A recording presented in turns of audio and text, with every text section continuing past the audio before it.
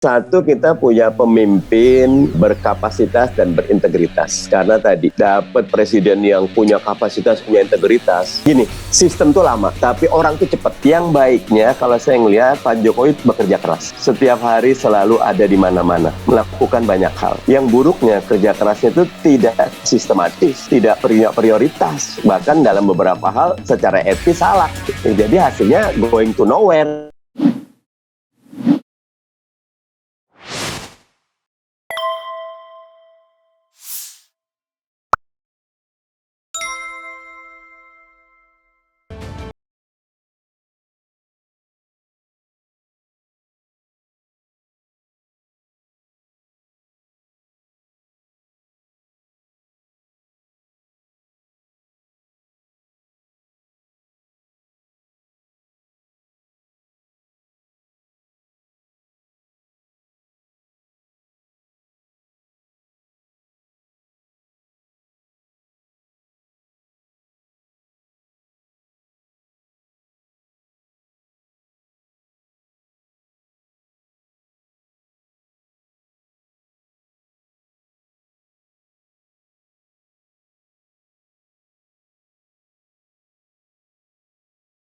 Terakhir Bung ya, saya inginkan mungkin Bung Mardhani mengungkapkan 5 hal ya, 5 saja, nggak usah banyak-banyak, untuk Indonesia yang lebih baik. Terserah mau apa aja, 1 apa, 2 apa, 3 apa, 4 apa, 5 apa. Ya, jadi saya challenge saat ini juga mikir. Dan biasanya itu kan menggambarkan obsesi seseorang, ya, obsesi partai orang. Apa sih sebenarnya yang dia inginkan kondisi negara ini ke depan? 1 apa Bung?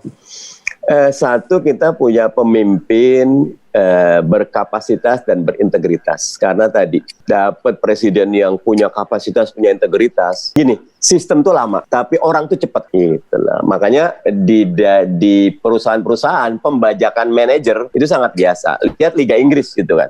Ketika ganti, tadinya Mourinho ganti Jurgen Klopp, ataupun ketika tadinya diganti Lampard, tiba-tiba Chelsea jadi bagus. Nah, jadi pemimpin.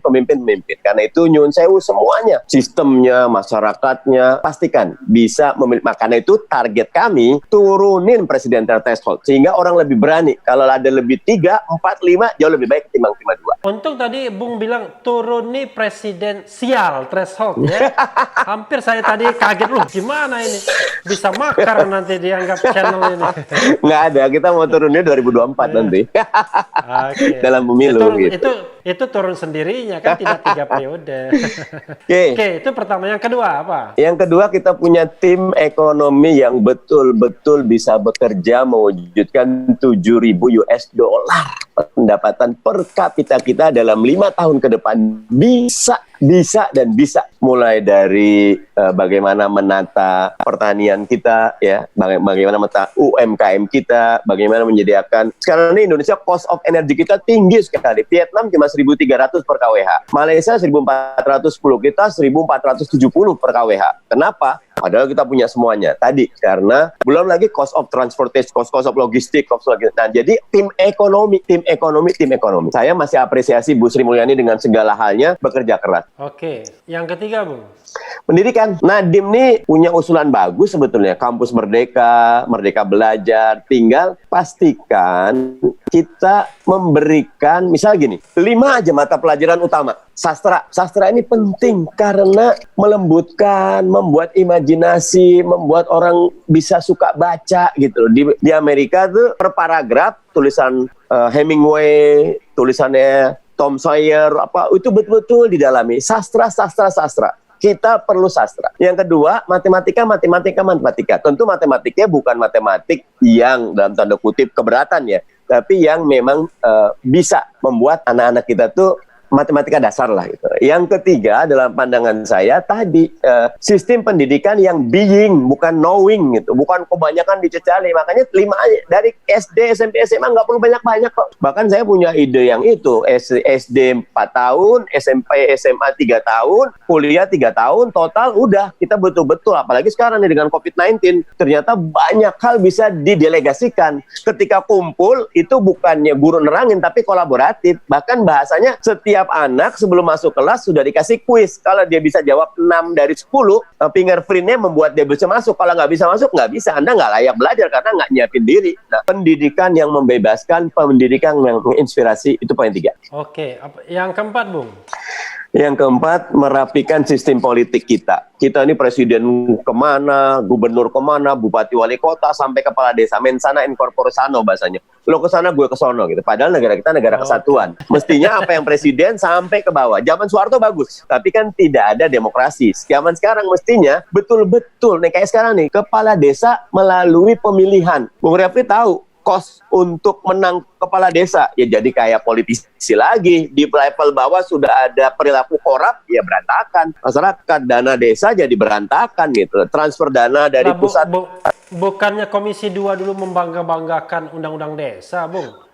Saya ingat tuh ketua pansusnya itu Budiman apa? Iya, Budiman sama kita juga bangga Komisi 9 dengan undang-undang BPJS. Tapi apa yang terjadi? Bleeding, malah memberatkan masyarakat, janda nggak punya apa, nggak bayar ditangkap. Jadi niat baik harus dengan cara yang baik. Nah ini catatan. Dan nggak kenapa lah. BPJS kita perbaiki, pemilu perbaiki. Pokoknya jangan baper. Yang penting maju terus. Oke, yang kelima, Bung. Yang kelima ya tetap harus jadi masyarakat yang religius. Nggak boleh ada undang-undang PKI, tetap hapus lah. Nggak boleh ada PKI, walaupun buat saya PKI mana lagi sebetulnya ya. Tetapi hedonisme, ya kemudian tadi uang yang masuk tidak jelas, harus punya etika. Ini uang dari mana nih? Lebih baik lebih jelas kok, lebih berkah. Dengan agama yang kuat, urusan personal, urusan sendiri. Tapi bagaimana diformulasikan agama itu menjadi etika moral yang kuat. Gubernur berapa sih penghasilannya? Gubernur nggak boleh loh buat pertemuan partai di kantornya gitu loh. Nggak boleh loh di jam kerja harus begini. Betul-betul etika itu dijalankan. Mudah-mudahan kita ketemu sistem yang baik. Kira-kira 5 itu butuh berapa tahun? Kalau punya pemimpin yang baik, poin nomor 1 pemimpin 5 tahun kelar kok. Jadi Umar bin Abdul Aziz cuma 2,5 tahun kelar kok, nggak ada lagi yang tangan di bawah, tangan di atas. Jadi belum bisa.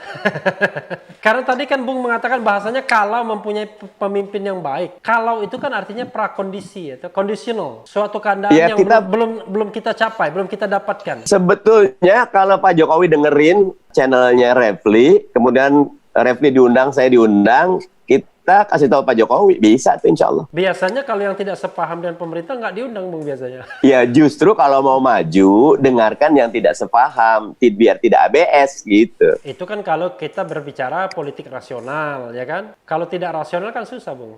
Kalau sudah tidak suka duluan, biasanya kan tidak akan didengarkan. Saya mau mendengarkan Bung Mardhani karena saya masih percaya gitu. Tapi pasti banyak orang mengatakan, jangan nanti kita kena wabah HTI, kena wabah kadrun, celana cingkrang, nanti kita disuruh macam-macam gitu. Ya itulah pentingnya kita semua menganggap semua anak bangsa ini pada dasarnya baik. Ya, karena itu komunikasi dan silaturahim harus. Saya ingat tahun 2015 saya diajak Pak Soebul Iman ketemu Pak Jokowi. Waktu Pak Jokowi pertama kali ketemu, beliau kan Oktober ya dilantik, Desember, Januari atau Februari, 5 orang, Pak Soebul Iman, Pak Muzamil, saya termasuk yang diajak. Yang dikatakan Pak Soebul Iman kepada Pak Jokowi ketika pertama kali kita ketemu, nyuwun sewu Pak Jokowi, kami tetap di luar pemerintahan. Kita akan dukung kalau programnya bagus, kita akan kritik kalau programnya buruk. Pak Jokowi bagus. Bahkan salam buat Mas Sugeng, Ketua DPD PKS Solo. Mas Sugeng selamat. Karena dulu Pak Jokowi periode kedua didukung sama PKS. Dan sama kayak sekarang pun, kita diundang. Monggo Pak Jokowi, kita akan datang, Pak Jokowi presiden kita kok. Tapi sesudah penetapan kabinet, sudah Pak Jokowi dilantik, biar nanti tetap Pak Jokowi kami, nyuwun saya, kami oposisi. Tapi kami akan dukung program Pak Jokowi yang bagus. Yang salah, yang kurang ya kita akan kritik secara konstruktif dan solutif. Bung, terakhir sekali, menurut Anda kalau kita bicara mengenai apa yang dilakukan oleh pemerintah sekarang, mana yang menurut Anda paling baik dalam penilaian Anda? Baik itu dari 2014 ya, dan mana yang paling buruk? Yang baiknya kalau saya ngelihat Pak Jokowi bekerja keras. Setiap hari selalu ada di mana-mana, melakukan banyak hal. Yang buruknya kerja kerasnya itu tidak sistematis, tidak punya prioritas, bahkan dalam beberapa hal secara etis salah gitu. Jadi hasilnya going to nowhere. Jadi niat baik tadi tidak cukup menurut Bung Mardhani ya? Gitu. Jadi niat baik pun tidak cukup ya, hanya niat Ya, baik. saya lebih setuju gini, ada dua jenis ciptaan. Pertama ciptaan pikiran, kedua ciptaan amal. Pak Jokowi kalau bab amal, saya tetap angkat tangan. Waktu kami ketemu tuh kerja Pak Jokowi, nah, gini, dia cerita nih Pak Jokowi, waktu 2015. Dia datang ke Kalimantan Selatan, Kalteng kalau nggak salah, ada kebakaran hutan. Tapi kok kayaknya begini ya gitu, semuanya well planned, well set up gitu. Pulang Jakarta, datang lagi, bener nggak ada yang dikerjain gitu. Saya tanya, itu yang punya ide balik lagi siapa Pak Jokowi? Saya. Oh keren tuh, kalau Pak Soebul Iman selalu bilang gini, you get what you inspect, not what you expect. Gitu loh. Inspeksi, dan Pak Jokowi kuat, inspeksi kuat. Tinggal harusnya di backup tadi, kerangkanya, etikanya, logikanya. Gitu. Udah balik lagi dia. Ya kalau baik begitu kenapa PKS nggak mau ikut dalam pemerintahan atau nggak diajak ya, pertanyaan yang awalnya. Nanti bisa tanya Pak Jokowi. Tapi gini, karena kalau nggak ikut karena kita memilih kok. Kalau nggak diajak ya nggak kenapa. Kita tetap pengen di luar. Kalau diajak juga kita katakan kita di luar untuk kebaikan demokrasi kita. Kasihan sekali masyarakat. Dan sekarang kan banyak yang patah hati nih 02 gitu. Ketika ternyata yang dulu dukung Pak Prabowo justru malah kalau kayak gini ngapain ada pemilu, karena nggak kenapa. Maju aja terus, PKS siap kok untuk terus siap beroposisi.